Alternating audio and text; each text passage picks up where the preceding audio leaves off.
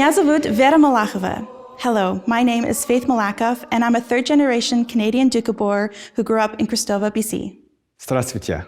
Меня зовут Ryan Duchak. Hello, my name is Ryan Duchak. I am a Doukhobor with roots in Saskatoon, Saskatchewan. Welcome to the Doukhobor Life in Canada webinar series. Although we refer to Doukhobors in Canada, the story of the Doukhobors, Douchoborce, begins hundreds of years earlier, across the vast lands of Russia. In this module, we will describe the early Doukhobors, their core beliefs and practices, and their forced migrations. While there is evidence that the Doukhobors emerged during the 17th century, their actual origins are uncertain. For the purpose of this webinar, we will focus on the Doukhobor journey from the 18th century. It is important to note that prior to 1785, they were not called Doukhobors, but referred to themselves as people of God. The development of Doukhobor identity, beliefs, and practices occurred under the guidance of several notable vazhdi, leaders. In the 1700s, it was Sylvain Kolesnikov, followed by Larion Pobedokhin, who helped define and continue to define the Doukhobors today. Pobedokhin in particular taught a core Doukhobor belief, that the Spirit of God resides in the heart of every individual and not in church rituals or icons. In this way, then, it becomes forbidden to take the life of another person. Instead, the path towards God's grace is found through love for one another and the practice of pacifism. These leaders also taught that if a person wanted to communicate with God, they could do so without needing a priest. Church protocol and dogma was seen as pointless because it did not foster spiritual development, but instead it hindered it. The next leader in the early 1800s was Savely Kapustin, who developed the foundational Doukhobor belief in communal practices. This involved communal ownership of land and resources and a self-sufficient way of life, as well as community gatherings for prayer and the singing of psalms, of which Kapustin composed many that are still sung today. It was through this communal support system that the Doukhobors would develop a strong means of overcoming adversity.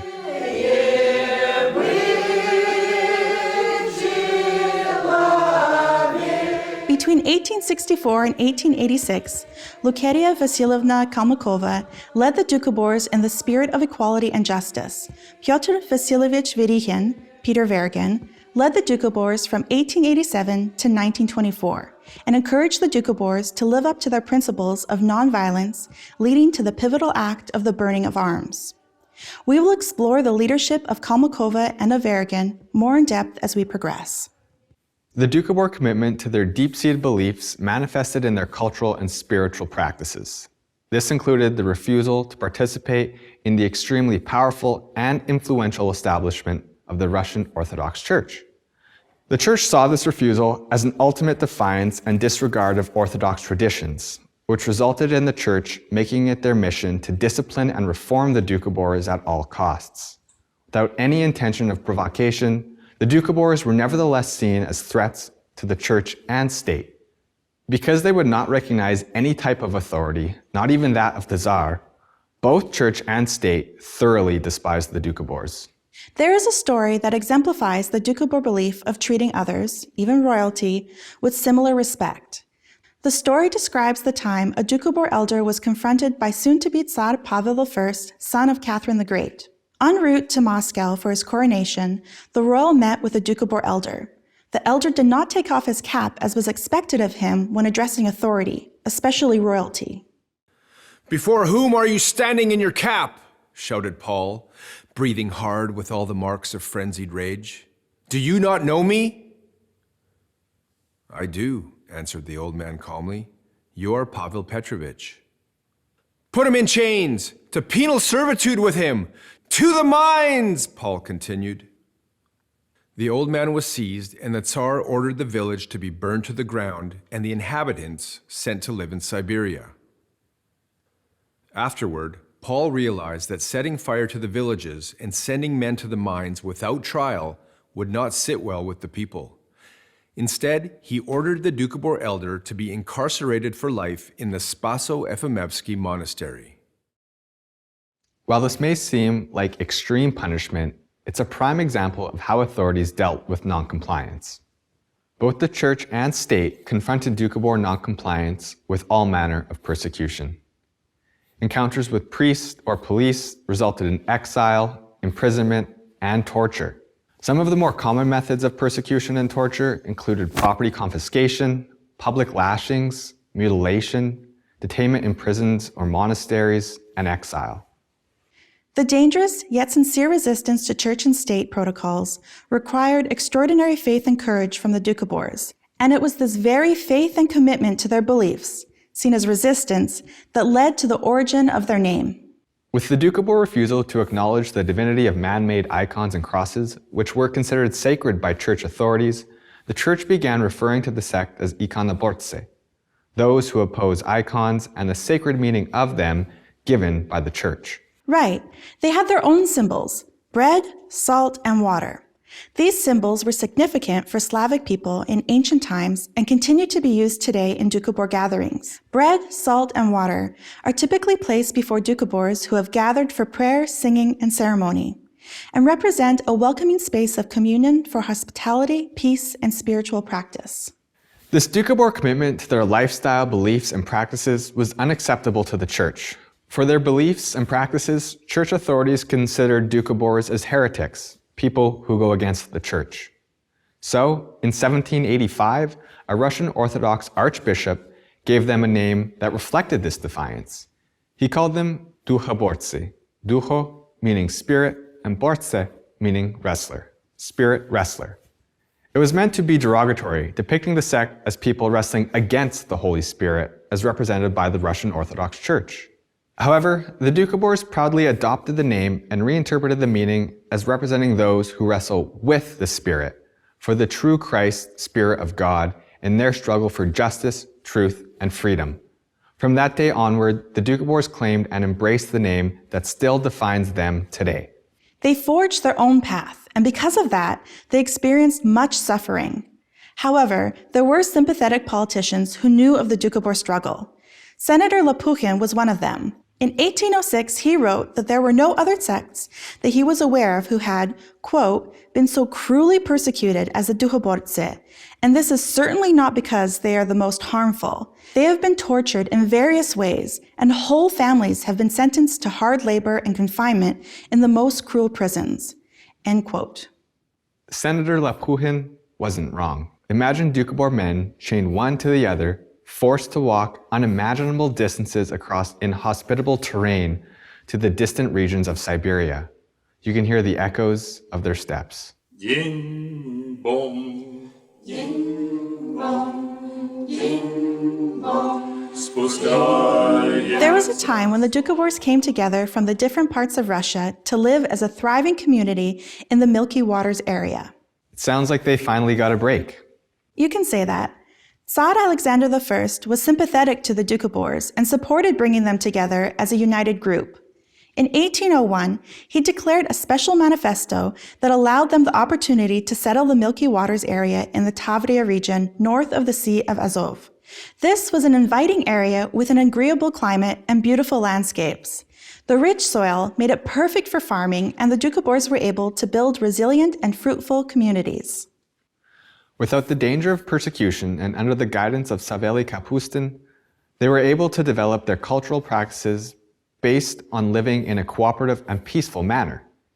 They also had a very rich oral culture, passing on their knowledge and beliefs through hymns and psalms, as well as through storytelling. They did not record in written text. As they would say, record in the heart, proclaim in the voice. In 1818, Tsar Alexander I visited the Doukhobors in the Tavria region and attended a prayer meeting. He was so taken with the singing and the simplicity of their lifestyle that he apparently shared with the Empress that if it were not for his, quote, responsibility to the state, he would have preferred to live the simple life of the Doukhobors and worship with them in their simple but soul-stirring way, end quote.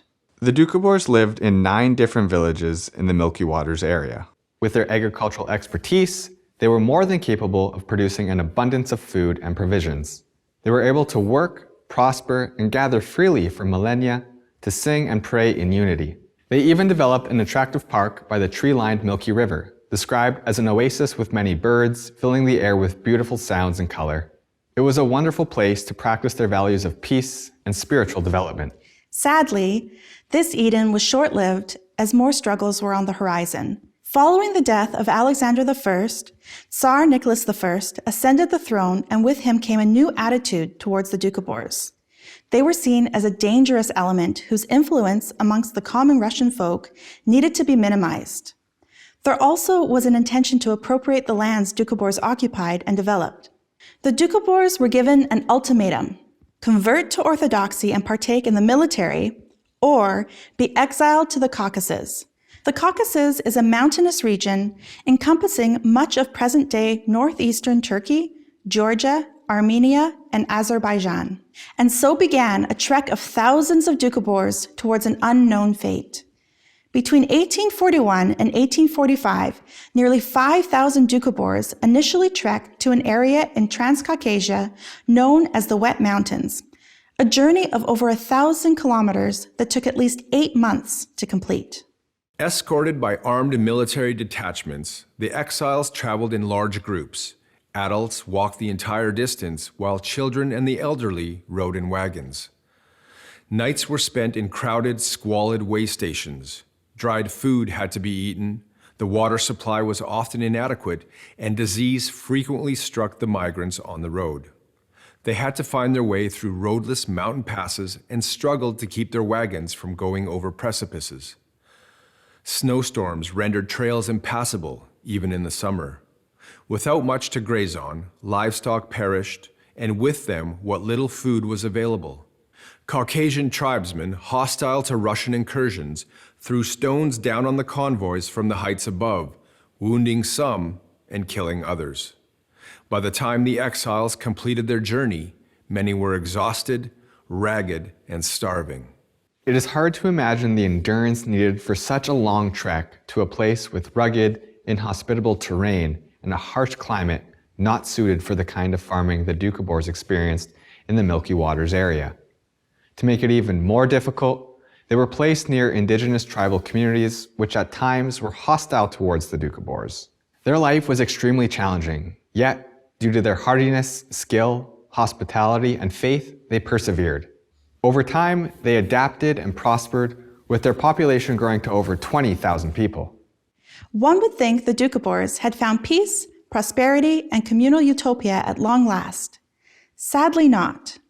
Fortunately, they had the guidance of one of their esteemed leaders, Lukadia Kalmukova. With Kapustin's death in 1820, before the Doukhobor exodus to Transcaucasia, leadership passed to his son, then to his grandson, and finally to his great-grandson. But because Kapustin's great-grandson Peter died young, without children, his widow Lukadia Kalmukova was proclaimed leader. Some would say this was a brilliant choice, as Lukadia proved to be fundamental to the survival of the Doukhobors between 1864 and 1886. In showing strength, skill, and fairness as a leader, Lukadia gained the people's love and respect, and was affectionately referred to as Lushichka. In turn, Lushichka loved her people and made it a priority to visit each and every village where she would be welcomed with hospitality and generosity. With a leadership style embracing love and equality, Lushichka promoted collective responsibility amongst communities and ensured that village harvests would be distributed fairly to everyone. Throughout her 22 years of leadership, the Doukhobors enjoyed a peaceful alliance with their neighboring communities, as well as with Tsarist authorities and local officials. This wasn't always easy. She had to make hard choices in order to maintain those peaceful relations and keep her people safe from oppression. Thank you for joining us. In our next module, we highlight the era of the revered and charismatic Doukhobor leader Peter Verrigan. We recall one of the most significant events in Doukhobor history called the Burning of Arms. We examine Russian author Leo Tolstoy's friendship with the Doukhobors, and we set sail with the Doukhobor immigrants across the Atlantic in what became the largest single mass migration in Canadian history.